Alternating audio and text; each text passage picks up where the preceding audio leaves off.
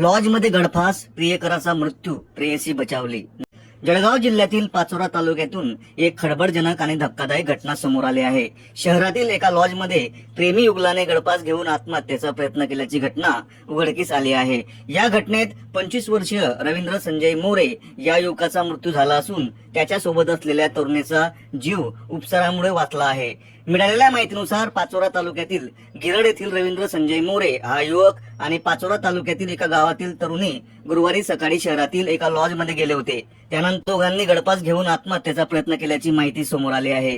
घटनेची माहिती मिळताच दोघांनाही तातडीने एका खासगी रुग्णालयात दाखल करण्यात आले. मात्र डॉक्टरांनी तपासणीनंतर रवींद्र मोरे यांना मृत घोषित केले. तर संबंधित तरुणीला वेळेत उपचार मिळाल्याने तिचा जीव वाचला असून तिची प्रकृती स्थिर असल्याचे सांगितले जात आहे. या घटनेची माहिती मिळताच रवींद्र मोरे यांच्या कुटुंबियांनी आणि मित्रांनी रुग्णालयात मोठी गर्दी केली. आपल्या मुलाचा मृत्यू झाल्याचे समजताच कुटुंबियांनी एकच आक्रोश केला. दरम्यान ही घटना प्रेम संबंधातून घडल्याची चर्चा परिसरात सुरू असून नेमके कारण काय याचा शोध पोलीस घेत आहेत. या प्रकरणी पाचोरा पोलीस ठाण्यात अकस्मात मृत्यूची नोंद करण्यात आली असून पोलिसांकडून पुढील तपास सुरू आहे. तपासानंतरच या घटनेमागील नेमके कारण स्पष्ट होणार आहे.